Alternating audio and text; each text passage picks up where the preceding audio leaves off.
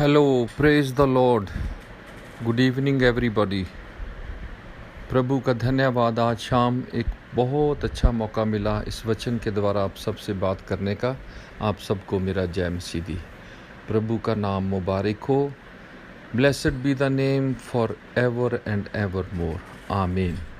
तो चलिए हम आज प्रभु की वचन की बात शुरू करेंगे और मेरा विश्वास रहेगा कि मुझे भी आशीष मिलेगी, आपको भी आशीष मिलेगी। ये आशीष लेने का एक तरीका है, बहुत अच्छी बात है। मैं बड़ी मशहूर और एक सिंपल सी आयत मरकुस की इंजील से मैंने आपके लिए आपको दे रहा हूँ। लिखा है, बड़ा आपने सुना होगा, आप बोलते भी हैं अक्सर उसको सुना भी है। लिखा, विश्वास करने वालों के लिए सब कुछ हो सकता है। किन के लिए? विश्वास करने वालों के लिए सब कुछ हो सकता है। और ये भी लिखा, पौल ने कहा कि ईमान सुनने से और सुनना मसीह के वचन से, दो बातें हैं। ईमान यानी विश्वास सुनने से और सुनना प्रभु के वचन से। तो ये ईमान जो है वचन को सुनने से पैदा होता है। तो अगर आज शाम आप वचन सुनेंगे, ध्यान से इस पर मनन करेंगे, ध्यान करेंगे, सीखेंगे, समझेंगे, सुनेंगे, तो सुनने से आपके दिल के अंदर, जहन के अंदर, सोच के अंदर, आपके अंदर एक ईमान, एक विश्वास पैदा होगा। अगर विश्वास पैदा होगा तो वो आयत पूरी हो जाएगी कि विश्वास करने वालों के लिए सब कुछ हो सकता है। और ऐसा भी लिखा इब्रानियों की पत्री के 11वें चैप्टर में कि 11वें चैप्टर की शायद 6ठी आयत है ये, कि विश्वास के बगैर परमेश्वर को कोई भी पसंद नहीं आ सकता या कोई भी खुदा को खुश कर नहीं सकता ईमान के बगैर। तो अगर आपको खुदा को खुश करना है या आप चाहते हैं कि खुदा आपको पसंद करे, तो आपके पास विश्वास होना चाहिए, ईमान होना चाहिए उस खुदा पर। और खुदा, अगर आप विश्वास करेंगे तो आपके लिए बड़े बड़े काम हैं। आज शाम आपके लिए एक बहुत बड़ा चमत्कार है, बहुत बड़ा मौजज़ा है। आप उदास हैं, आप निराश हैं, आप किसी चीज़ से परेशान हैं, आप दुखी हैं, आप बीमारी में हैं, आपके पास दर्द है, तकलीफ़ है, तंगी है, आफत है, मुसीबत है, कुछ भी प्रॉब्लम, समस्या है। और मैं आपको बताऊं, समस्या तो है ही है, because we Christians are walking in the narrow way, and you know this narrow way is full of problems. ये जो सकड़ा रास्ता है, ये मुश्किलों से, तकलीफ़ों से, प्रॉब्लम से, समस्याओं से भरा हुआ है। एक और बात बताऊं इससे पहले कि मैं अपने वचन की बात शुरू करूं, बहुत उम्दा वचन है आज आपके लिए। मैं आपको ये बता रहा हूं, ये आपके लिए इंडिविजुअल है, पर्सनल है, शख्सी है। ये हम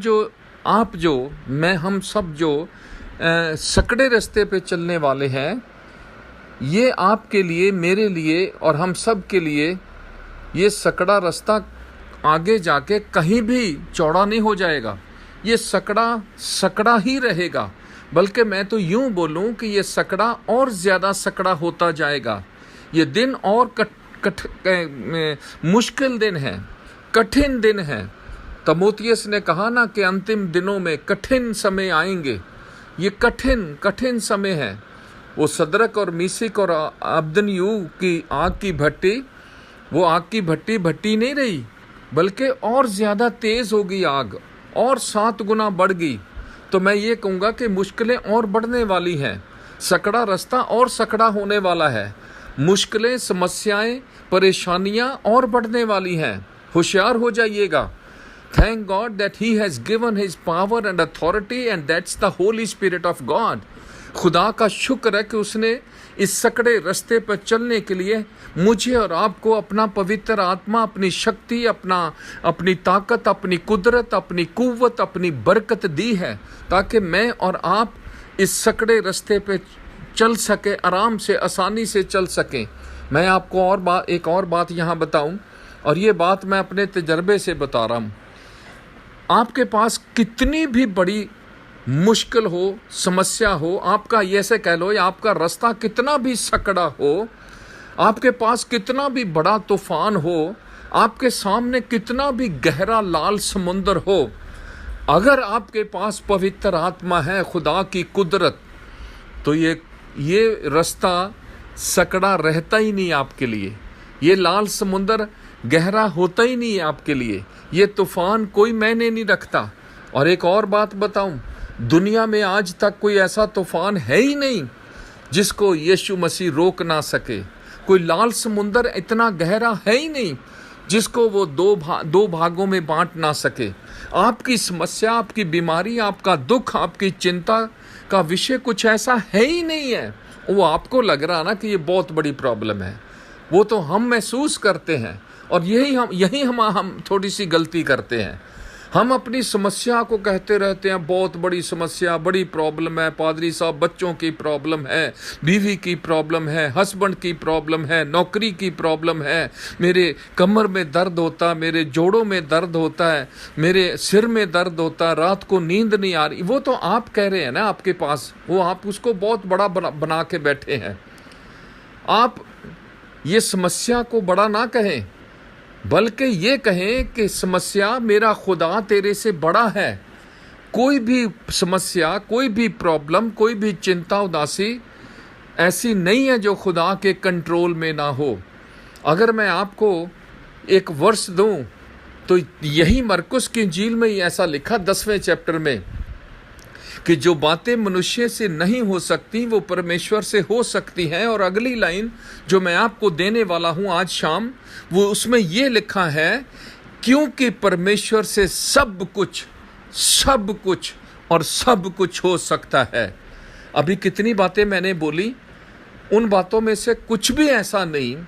सब कुछ का मतलब होता है सब कुछ, जिसमें सब दुनिया जहान की सारी समस्याएं, दुनिया जहान की बीमारियां, दुनिया जहान की मुश्किलें, दुनिया जहान की आफतें, मुसीबतें, वो सब कुछ कर सकता है। वो सब कुछ कर सकता है because he is still the same God of Israel. Hallelujah.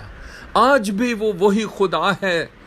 और मेरा सब्जेक्ट ही अब यहाँ से शुरू हो रहा है और आप ध्यान से सुनिएंगे तो वही 10-15 मिनट तो लगेंगे। और मेरा बोझ है मेरे दिल के अंदर, एक दुआ है आज शाम कि आपको आशीष मिले, आपकी समस्या आज के बाद ना रहे, आप इजी हो जाए, आप आसान हो जाएं, आप कंफर्टेबल हो जाएं, आपको बरकत मिले, आप सच्चाई और सफाई के साथ खुदा के साथ चलें, ताकि ये आपको चौड़ा सकड़ा लगे ही ना, ताकि आपको आपकी समस्या मुश्किल जो है आपके पास वो मुश्किल लगे ही ना। तो मैं ये कह रहा था कि खुदा आज भी वही खुदा है। अगर आप मलाकी नबी का जो किताब है बाइबल के अंदर, उसका पहला चैप्टर उसमें ऐसा लिखा है कि ये खुदा जो है वो ला तब्दील है, मतलब ही इज अनचेंजेबल गॉड। वो बदलने वाला नहीं है, वो कभी भी बदलता नहीं।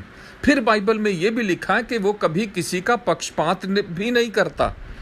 अगर वो उस दिन एलिया की दुआ को सुनकर आसमान से आग बरसा सकता है, उस दिन डैनियल की दुआ को सुनकर शेरों का मुंह बंद कर सकता है, उस दिन सदरक और मीसिक और अब्दनयू की दुआ को सुनकर आग की 7 गुना भट्टी को ठंडा कर सकता है या उसके नुकसान से उन लोगों को बचा सकता है, तो वो खुदा आज आपको भी बचा सकता है, क्योंकि वो कभी किसी का पक्षपात नहीं करता, वो कभी बदलता नहीं, उसका वचन नहीं बदलता, उसका प्यार नहीं बदलता, उसकी ताकत नहीं बदलती, उसकी कुदरत नहीं बदलती, उसका ये वचन, तभी तो ऐसा लिखा है वचन में, धरती आकाश टल सकते हैं पर इस खुदावंद के कलाम का एक बिंदु, एक नुक्ता कुछ भी ना बदलने वाला है, कुछ भी नहीं बदलने वाला, वो आज भी वही है।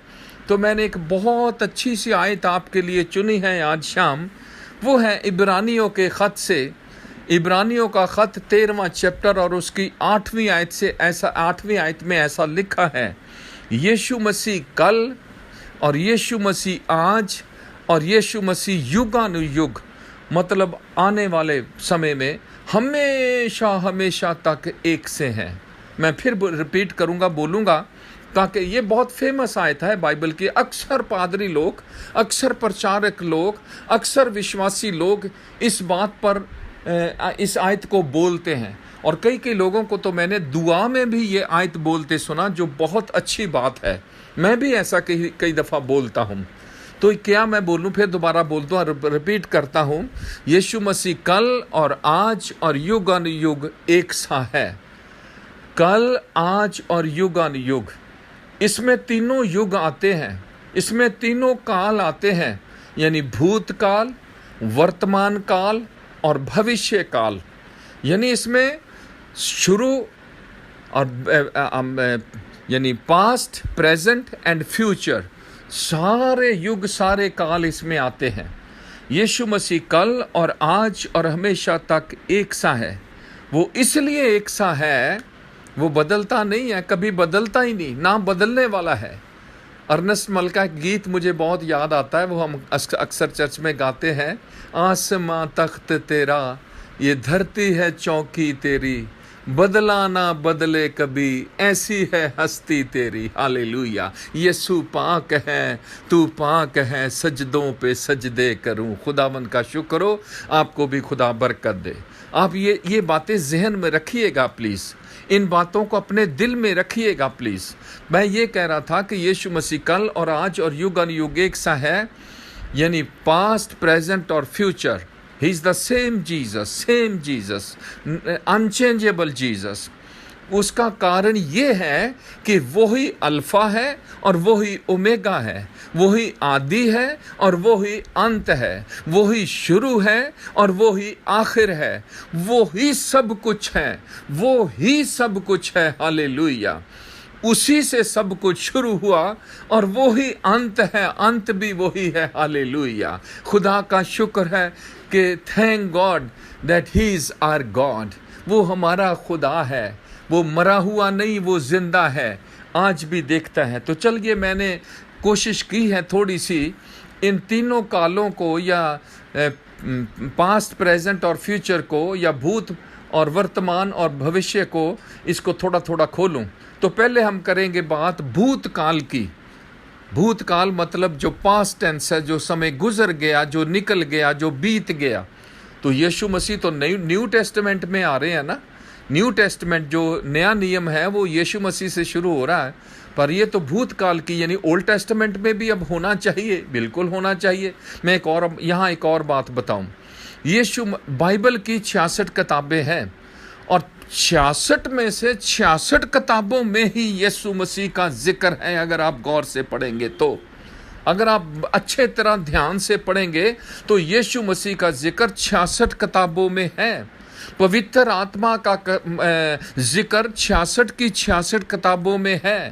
पाक यहोवा यानी गॉड द फादर का जिक्र 66 की 66 किताबों में है, यानी त्रिएकता का जिक्र 66 की 66 किताबों में है। तो मतलब ये हुआ, this is full gospel. Full gospel, शुभ समाचार यही है कि ये बाइबल में ये खूबसूरती है। ये बाइबल की एक बहुत बड़ी सीखने की बात है, समझने की बात है। तो चलिए हम पास्ट टेंस से शुरू करेंगे।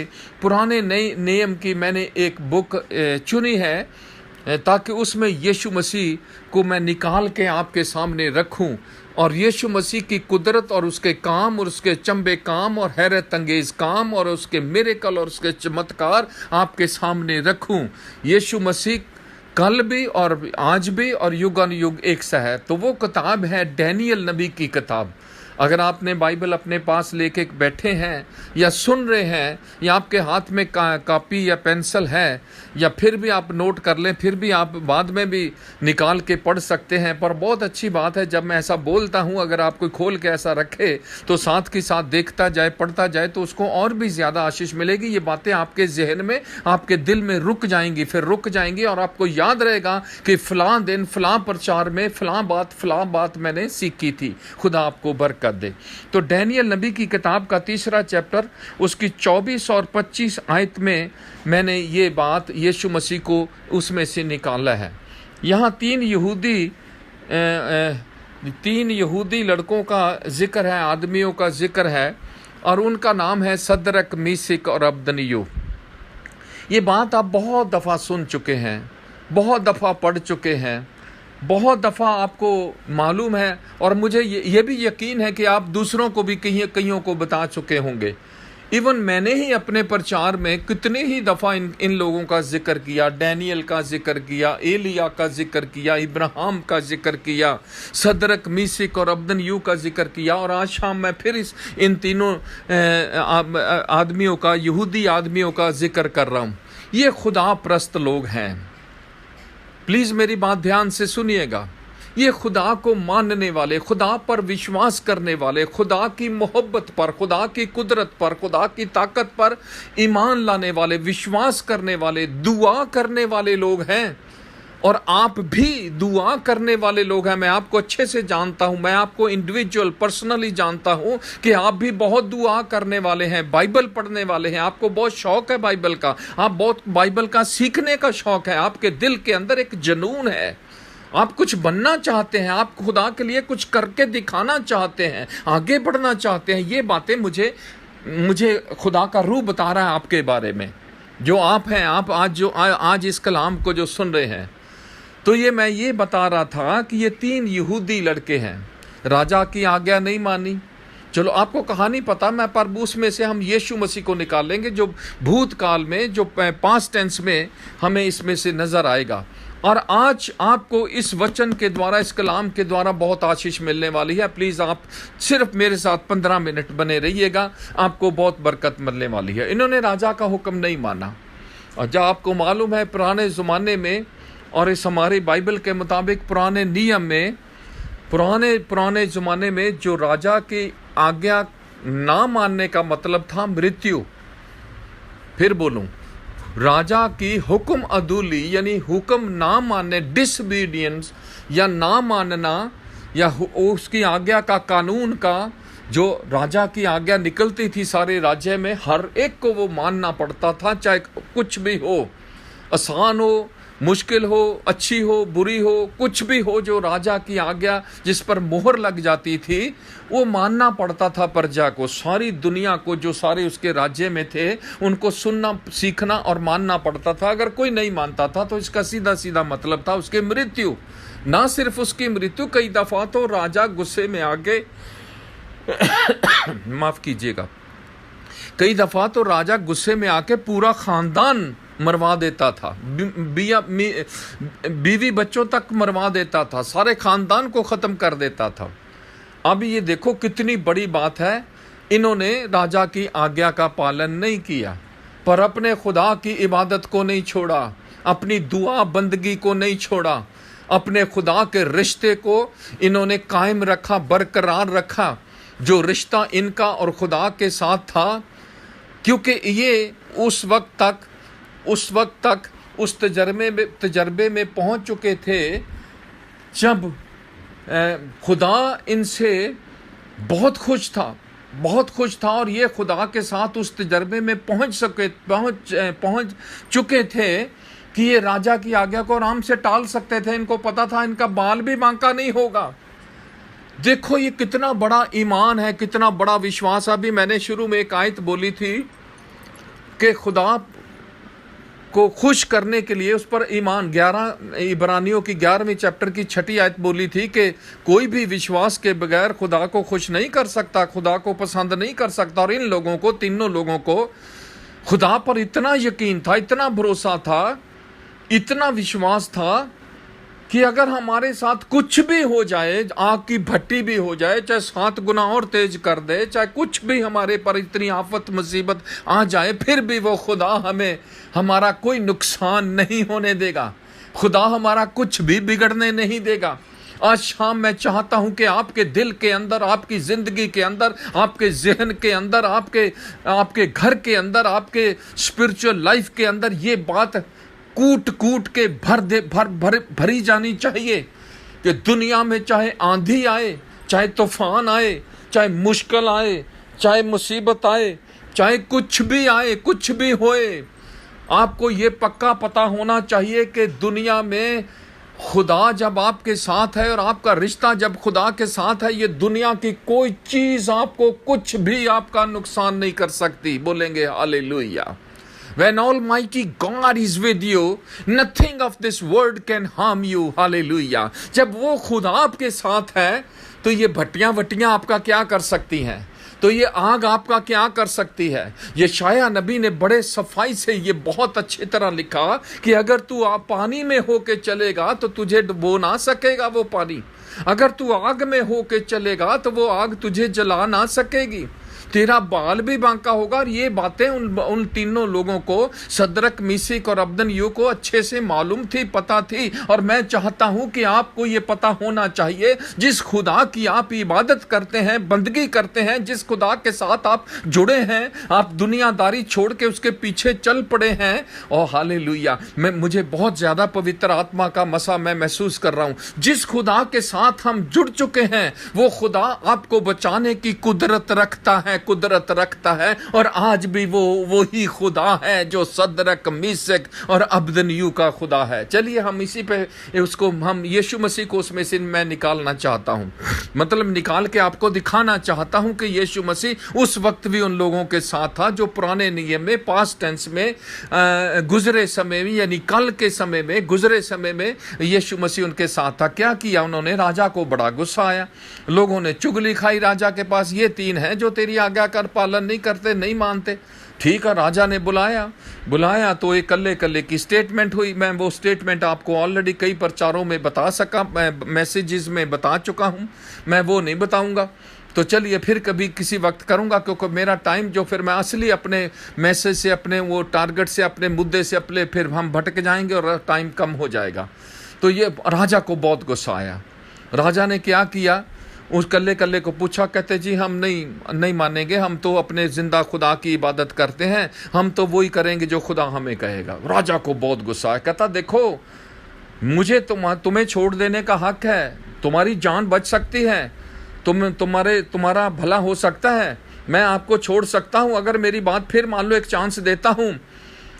आखिरी तीसरे ने ये बोला, दूसरे को छोड़ता हुआ तीसरे ने बोला, खुदा बादशाह सलामत, अगर तू ना भी हमें बचाए, खुदा हमें ना भी बचाए, कुछ भी ना करे, कुछ भी ना हो जाए, फिर भी हम तेरे बुत के आगे नहीं झुकेंगे। और यही कुछ तो हबाकूक ने कहा है। मेरे प्रियो, आज शाम ऐसी मसीही जिंदगी होनी चाहिए, ऐसा आपके अंदर जुनून, एक दीवानगी खुदा के लिए, एक ऐसी मोहब्बत, ऐसी बेदारी होनी चाहिए। हबाकूक ने क्या कहा?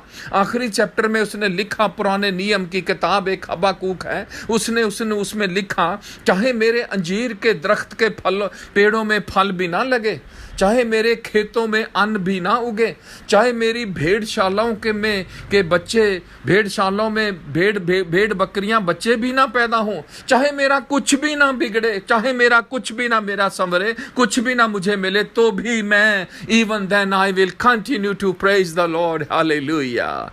चाहे मुझे कुछ भी ना मिले तो भी मैं प्रभु का धन्यवाद, उसकी स्तुति, उसकी तारीफ करता रहूंगा। ये देखो, ये भी लोग हैं। और आज मैं आपसे ये चाहता हूं, आपसे ये तवक्को करता हूं कि आपके दिल के अंदर ऐसी बातें होनी चाहिए, चाहे हमारा कुछ भी ना मसला हल हो, चाहे हमारी बीमारी भी ना ठीक हो, चाहे हमें कुछ भी ना हो, अय्यूब की तरह चाहे हमारा कुछ भी हाल हो जाए, ओ हालेलुया, अय्यूब की तरफ जाएंगे तो बहुत दूर चला जाएगा। ऊज मुल्क का किसी वक्त ये सबसे ज्यादा अमीर आदमी है अयूब, और वो मुल्क का नाम है ऊज देश का सबसे ज्यादा अमीर आदमी आज मिट्टी में बैठा, जमीन पर बैठा, जिस्म पर इतने बड़े बड़े नासूर फोड़े निकले हुए हैं, ठिकरी लेके, एक रोड़ा लेके उस फोड़ों को खुजला रहा, उस फोड़ों को कुत्ते आके नसूर चाट रहे हैं।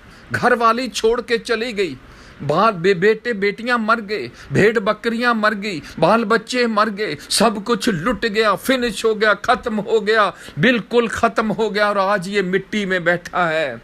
और यहां तक इसकी बीवी आके इसको कहने लगी, अबे वे हले भी तू रब करदा रहेगा, छड़ परा है जे रब नू।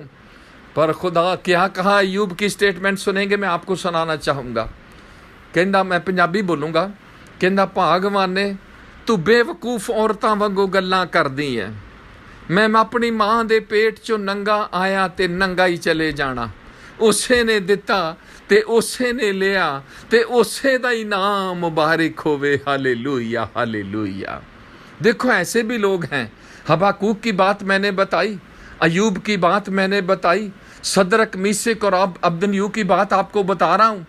राजा को बहुत गुस्सा आया जब उनकी तीनों की स्टेटमेंट उसने रिकॉर्ड करी, उन्होंने सुना, तो राजा को ये गुस्सा आया और कहने लगा 7 गुना भट्टी और तेज कर दो। उन्होंने 7 गुना भट्टी और तेज कर दी। भैया क्या जरूरत थी, वो आग की बात नहीं है 7 गुना तेज करने की, वो तो राजा का गुस्सा 7 गुना तीसरे आसमान पर पहुंच गया।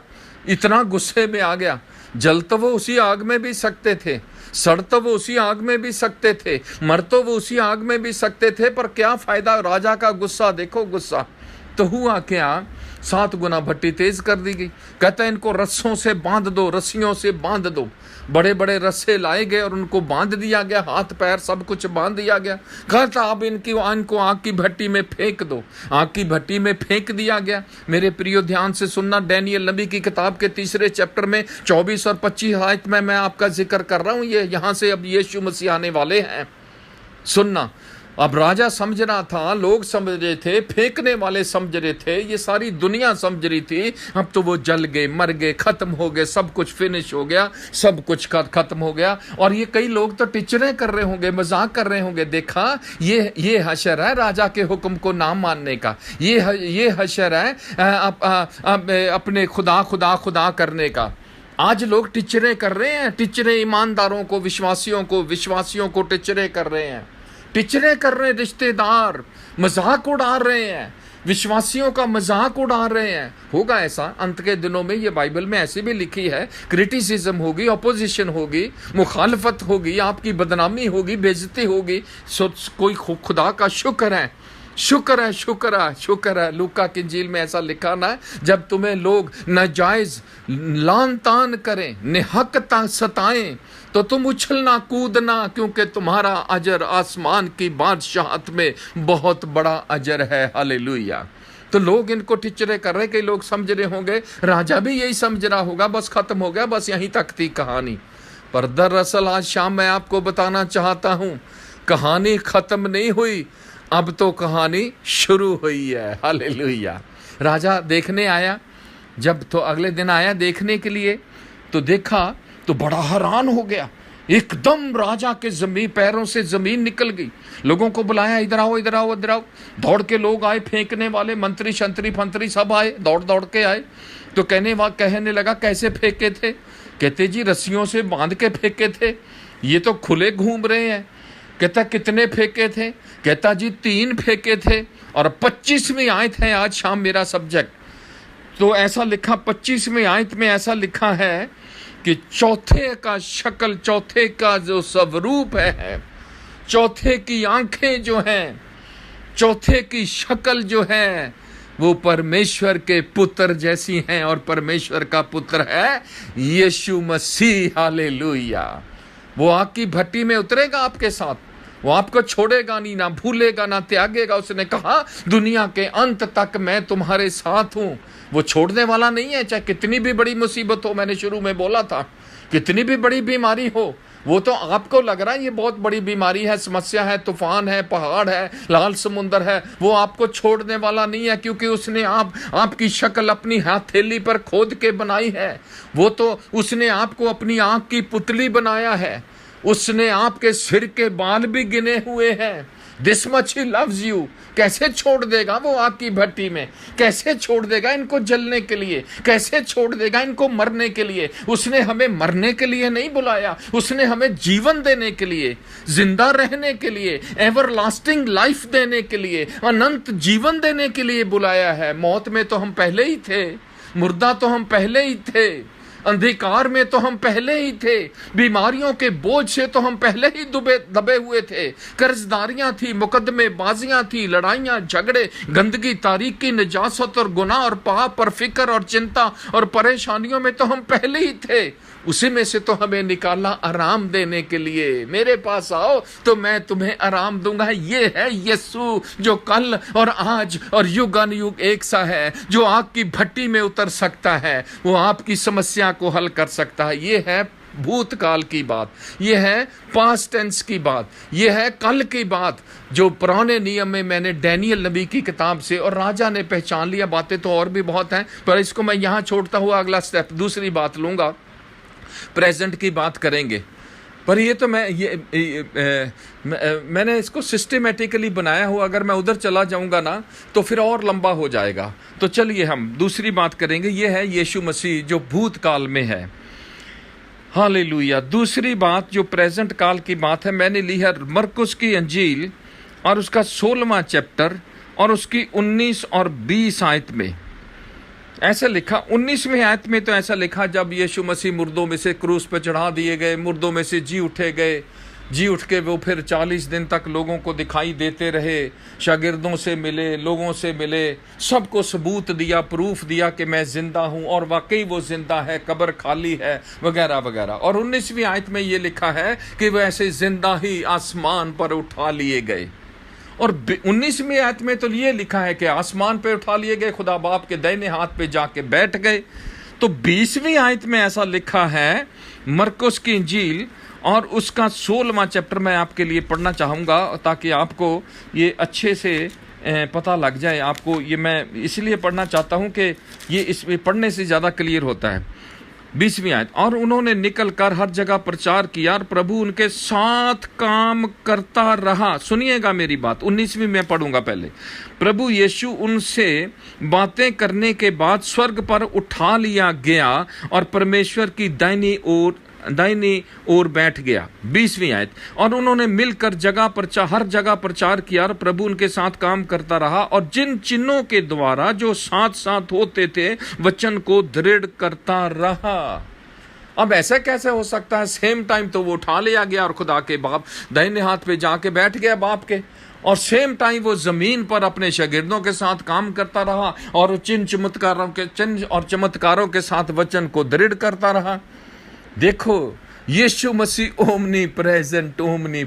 What a wonderful God we have and we serve. Hallelujah. कितना ही is awesome God, marvellous God, almighty, all powerful. Oh glory to God. Hallelujah. Yeshu Masih आज भी वही काम करता है। बेशक आसमान में उठा लिया गया और खुदा बाप के दाहिने हाथ पे जाके बैठ गया, फिर बेशक फिर आज भी जमीन पर भी काम कर रहा, और आज भी इवन आज भी वो काम कर रहा है। चिन्ह चमत्कार होते हैं, बीमार चंगे होते हैं उसके नाम से, बदरूहें निकलती उसके नाम से, कोड़ी चंगे होते उसके नाम से, अंधे लंगड़े बोले बहरे गूंगे टुंडे सब अच्छे होते उसके नाम से, हर तरह की दर्द मरीज बीमार अच्छे होते उसके नाम से। ये है यीशु मसीह प्रेजेंट का वर्तमान काल का। आज भी वो आपको बुला रहा है, आज भी आपको यूज करना चाहता अपनी सेवा के लिए, आपको बरकत देने के लिए, आपको चंगा करने के लिए, क्योंकि आज भी वो जिंदा है और यहाँ है। क्योंकि उसने यूं कहा अपनी पाक जुबान से, जहां मेरे नाम से 2 या 3 जमा होते हैं मैं उनके बीच में हूं। Hallelujah. And he is very much here this evening. Hallelujah. वो आज यहाँ है, आपके पास है, आपके साथ है, आपके साथ खड़ा है। बेशक आपको नहीं दिखता, देख सकेंगे भी नहीं, पर आप ईमान की आंखों से उसकी पावर को, उसकी कुदरत को, उसकी हजूरी को महसूस कर सकेंगे। वो आपके साथ है, वो आपको बरकत देना चाहता, आपके बच्चों को बरकत देना चाहता, आपकी ज़रूरतों को पूरा करना चाहता है, आपकी फिक्रों को, उदासियों को दूर करना चाहता, आपके बंद दरवाज़ों को खोलना चाहता है, आपके बंद रस्तों को खोलना चाहता है, आपको वो दुनियावी, जिस्मानी और रूहानी बरकत देना चाहता है। आप निराश रहते होंगे, आप उदास रहते होंगे, आपके पास बड़ी समस्या होगी। आजकल फैमिली प्रॉब्लम बहुत है। मैं किसी दिन ऐसा, खुदा ने चाहा तो मे बी नेक्स्ट संडे और द नेक्स्ट संडे या किसी भी वक्त हम फैमिली इस पे बाइबल के मुताबिक देखेंगे, परिवारों के रिलेशन देखेंगे, मियाँ बीवी के रिलेशन और बच्चों और माँ बाप के रिलेशन देखेंगे। इस सब्जेक्ट पे बात करेंगे। तो चलिए, आज भी वो जिंदा है, आज भी मतलब वर्तमान, मतलब आज।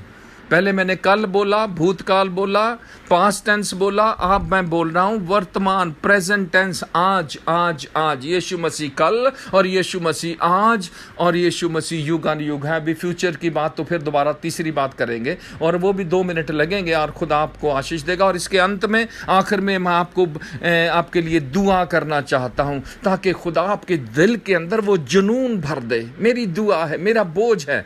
जैसे अभी हबाकूक की मिसाल दी, जैसे मैंने अयूब की मिसाल दी, जैसे मैंने इन 3 यहूदी लड़कों की मिसाल दी कि इनके दिल के अंदर वो एक जोश था, एक गैरत थी, एक अणख थी, एक एक एक बहुत बड़ी मोहब्बत थी जिसको कोई तोड़ ही नहीं सका, ना शैतान तोड़ सका, जिन उनके रिश्ते को, खुदा और इन लोगों के रिश्ते को कोई तोड़ ही नहीं सका। और मेरी दुआ है जो आपका रिश्ता और आपके खुदा से है उसको कोई दुनिया की चीज तोड़ ना सके। जैसे पौलुस ने कहा दुनिया के खुदा की मोहब्बत से कौन हमें जुदा कर सकता है?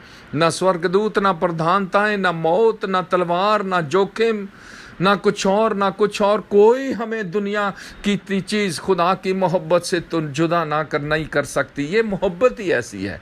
ये कोई दुनियावी मोहब्बत नहीं है, ये वो गर्लफ्रेंड बॉयफ्रेंड वाली मोहब्बत नहीं है, ये मियाँ बीवी की मोहब्बत नहीं है, ये माँ बाप की मोहब्बत नहीं है, ये रिश्तेदारों की, भाई बहनों की मोहब्बत नहीं है, ये खुदा की मोहब्बत है, खुदा की मोहब्बत। और ये मोहब्बत नहीं, एक जुनून है, जुनून। हालेलुया। वो आज भरना चाहता आपके दिल के अंदर, और वो सिर्फ और सिर्फ और सिर्फ पाक रूह के वसीले ही से भरा जा सकता है। रोमन्स 5:5 में लिखा, रोमियो की पत्री में, ये वो परमेश्वर का वो प्रेम है जो पवित्र आत्मा के वसीले हमारे दिलों में डाला गया। वो प्रेम, वो प्यार, वो मोहब्बत, वो जुनून, वो दीवानगी, वो एक नशा, वो एक बहुत बड़ी क्या कहूँ, एक बहुत बड़ी मोहब्बत आपके दिल के अंदर वो डालना चाहता है। चलिए तीसरी और आखिरी बात, सुन रहे ना आप मेरी बात? ध्यान इधर रखिएगा प्लीज़, मेरी तरफ देखते भी रहिएगा। अब मैंने वो हूँ हाँ कहना छोड़ दिया है, आप दिल से सुनते रहिएगा, और मैं बोलता रहता हूँ, कल्ला ही बोलता रहता हूँ, आप सुनते रहिएगा अपने घर में बैठे बैठे। अब वो ऐसा नहीं मैं कहता कि आप मेरे साथ पीछे बोलो हाँ जी हूँ जी, वो अलग बात थी। फिर कभी मिलेंगे तो हम सीखेंगे, सुनेंगे। तीसरी और आखिरी बात है प्रकाशित वाक्य और उसका 21वां चैप्टर। ये है गा गे गी आएगा। गा गे गी जहाँ आए तो वहाँ समझो फ्यूचर टेंस लगता है। जो टीचर लोग हैं ना, पढ़ाने वाले बच्चों को, उनको ज़्यादा पता है। विल शैल या गा गे गी, ये है एक फ्यूचर टेंस की बात। ये आपको मिलेगी प्रकाशित वाक्य उसका 21वां चैप्टर और उसकी 3 और 4 आयत। मैं आपके लिए पढ़ूंगा तो पढ़ने से ज़्यादा क्लियर होता है। 3 और 4 आयत। फिर मैंने सिंहासन में से किसी को ऊंचे शब्द से ये कहते सुना, देख परमेश्वर का डेरा मनुष्यों के बीच में है, वह उनके साथ डेरा करेगा। अब जब गा गेगी आएगी तो मैं जोर देके बोलूंगा ताकि आपको समझ आ जाए कि ये फ्यूचर है, आने वाले दिनों की बात कर रहा कि ऐसा समय आएगा। क्या? देखो परमेश्वर का डेरा मनुष्यों के बीच में है, वह उनके साथ डेरा करेगा और वे उसके लोग होंगे, और परमेश्वर आप उनके साथ रहेगा और उनका परमेश्वर होगा। 4 आयत। वह उनकी आंखों के सब आंसू पोंछ डालेगा और इसके बाद मृत्यु ना रहेगी, ना शोक, ना विलाप, ना पीड़ा रहेगी, पहली बातें जाती रहीं। आमीन। खुदा बरकत दे। आपने सुना कितनी दफ़ा गा गे गी आया? मेरे हिसाब से कोई 7 दफ़ा गा गे गी होगा, आएगा, डेरा करेगा, आंखों के आंसू पोंछ देगा, फिर मृत्यु ना रहेगी, विलाप ना रहेगा, पीड़ा ना रहेगी, ऐसा रहेगा, वैसा होगा, ऐसा होगा, ऐसा होगा, वो उनके साथ वगैरह वगैरह। ये गा गी मैं इसलिए बता रहा हूँ कि इसमें फ्यूचर है, इसमें आने वाला समय है। ये एक रोज ऐसा होगा और ये बात सच्ची है मेरे प्रियो, ऐसा होगा और ऐसा होने वाला है। ये वचन टलने वाला नहीं है। तो यीशु मसीह कल और यीशु मसीह आज और यीशु मसीह युगान युग यानी आने वाले भविष्य में, फ्यूचर में ऐसा होगा। वो वफादार है, वो अपने वादों का, अपने वचन का वफादार है और वो कभी मुकरता नहीं। अगर आप स्वर्ग के राज्य में जाना चाहते हैं, अनंत जीवन में जाना चाहते हैं, मैं एक और बात आपको बता दूं चलते चलते, this Bible is all about the kingdom of God. ये बाइबल सारी स्वर्ग के राज्य के बारे में है। अगर आप उस राज्य में जहां भूख, ना प्यास, ना दर्द, ना मातम, ना बीमारी, ना चिंता, ना उदासी, ना फिक्र, ना मौत, कुछ नहीं ऐसा होगा, तो उस अब्दी आराम में हालेलुया। यहाँ तो सकड़े रास्ता का मैंने जिक्र कर दिया ना, इस दुनिया में तो सकड़े रास्ते पे चलेंगे तो आगे आने वाले स्वर्ग के राज्य में एक ऐसा मार्ग होगा, जैसे यशाया नबी की किताब के 35वें चैप्टर में आपको वो बात मिलेगी। वो एक राजमार्ग होगा, धर्मी उस पर चलेंगे, कोई पापी उस पर चलने वाला नहीं, ना चल सकेगा। तो अगर आप उस मार्ग पर चलना चाहते हैं, उस राज्य में, उस जगह पे, उस स्थान पे जो यीशु मसीह ने यूहन्ना की इंजील के 14वें चैप्टर के मुताबिक तैयार की है, देखो मैं जाता हूं तुम्हारे लिए जगह तैयार करने जाता हूं, मैं आऊंगा तुम्हें अपने साथ ले जाऊंगा। अगर जाना चाहते हैं तो ये फ्यूचर की बात ही हो रही है, तो आपको इस खुदावंद यीशु मसीह पर विश्वास करना होगा और अपने दिल के अंदर वो मोहब्बत, मियाँ बीवी से ज्यादा, बच्चों से ज्यादा, माँ बाप से ज्यादा, नौकरी ड्यूटी से ज्यादा, खुद अपने आप से ज्यादा। यीशु मसीह ने तो एक जगह ऐसा भी कहा, जो मुझसे ज्यादा अपने आप को प्यार करता वो मेरे योग्य नहीं, मेरा चेला नहीं हो सकता। अब देखो सुबह से लेकर शाम तक हम कैसे अपने आप को सजते हैं, संवारते हैं, मुंह धोते हैं, पता नहीं कौन कौन सी क्रीमें, पाउडर, सुर्खियां, पता नहीं क्या क्या लगाते हैं, अपने आप को दुरुस्त रखते हैं, खाना खाते हैं अच्छे से अच्छा, कपड़ा पहनते हैं अच्छे से अच्छा रहते हैं, मक्खी नहीं बैठ देंदे होते, अपने आप को कितना प्यार करते हैं, अच्छी सी अच्छी चीज हम अपने लिए खरीदते हैं, अच्छी सी अच्छी चीज हम अपने खाने में शामिल करते हैं। और यीशु ने तो यूं कहा, जो मुझसे ज्यादा अपने आप को प्यार करेगा, अपने माँ बाप को, भाई बहनों को, लड़के बालों को, खेतों को, वो मेरे योग्य नहीं, मेरा शागिर्द, मेरा चेला नहीं हो सकता। मेरे प्रियो, मेरे भाइयों, मेरे बहनों, सुनने वाले सब लोगों ध्यान से सुनिएगा, अगर आप उसको मोहब्बत करेंगे तो मैं तो याकूब की पत्री के फिर वहीं चला जाऊंगा। उसने लिखा ना, अगर तुम परमेश्वर के करीब आओगे तो खुदा भी तुम्हारे करीब, तुम्हारे पास आएगा। आइएगा प्रभु के पास, आइएगा आराम में शामिल होने के लिए, स्वर्ग के राज्य में उसमें शामिल होने के लिए, दाखिल होने के लिए। ये मैं बार बार नहीं कहना चाहता, ना आज शाम कहूँगा कि अपना हाथ खड़ा करो या अपने दिल पे हाथ रखो या ऐसे करो या वैसे करो, वो आपकी मर्जी है, करना तो कर लो, वो तो बहुत और भी बहुत अच्छी बात है। पर ये तो कहते कहते अब पुरानी बातें हो गई हैं, बहुत पुरानी बातें हो गई है। तो चलिए मैं आपके लिए दुआ कर दूं ताकि आपको आशीष मिले, और आज की जो इस वचन के द्वारा इसका जो बरकत आपको मिल जाए, आपको तक पहुंच जाए, आपके कानों तक, आपके दिल तक ये बरकत पहुंच जाए। स्वर्गीय पिता, हम तेरा धन्यवाद करते हैं।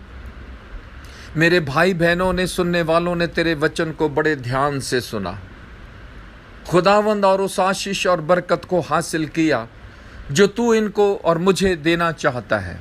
हम तेरा धन्यवाद करते हैं कि तू कल और आज और युग अनुयुग एक सा है, और तू कभी ना बदलने वाला परमेश्वर है, और तू कभी किसी का पक्षपात नहीं करता। डैनियल का खुदावंद है तू, एलिया का खुदावंद है तू, सदरक, मीशक और अब्दनयू का खुदावंद है, इब्राहिम, इसहाक और याकूब का खुदावंद है। उन लोगों को बरकत देने वाला, उनसे बातें करने वाला, उनसे वादे करने वाला, उन वादों को पूरा करने वाला खुदावंद तू है। तेरे वादे आमीन और हाँ के साथ है। तेरा धन्यवाद धन्यवाद धन्यवाद। मेरी दुआ है मेरे सुनने वाले सब भाइयों को, बहनों को, जवान, बच्चे, बुजुर्ग, जितने भी इस वचन को सुन रहे हैं, सबके सिर पर अपना हाथ रख दीजिएगा please. Holy spirit you come and touch them right now in Jesus name. Yeshu के नाम से छू ले हालेलुया। हर तरह की उदासी, चिंता, फिक्र, गम, रंज, परेशानी, हर बीमारी, कमजोरी, खून, हड्डियों, जिस्म, जान में से निकल जाए यीशु के नाम से हालेलुया। हर तरह की बीमारी चली जाए, हर परेशानी चली जाए, हर मुसीबत तंगी चली जाए, हर सकड़ा रास्ता आसान हो जाए, आग की भट्टी खुदावंद इनके लिए आसान हो जाए, मुश्किल चली जाए, मुसीबत चली जाए। यीशु के नाम से मेरी बहनों को, मेरे भाइयों को, जवान बच्चों को आशीष और बरकत मिल जाए। मुझे भी बरकत मिल जाए। इस वचन को ना सिर्फ सुनने वाले, ना सिर्फ पढ़ने वाले, ना सिर्फ लोगों को सुनाने वाले, बल्कि इस पर अमल करने वाले अक्लमंद हमको बना।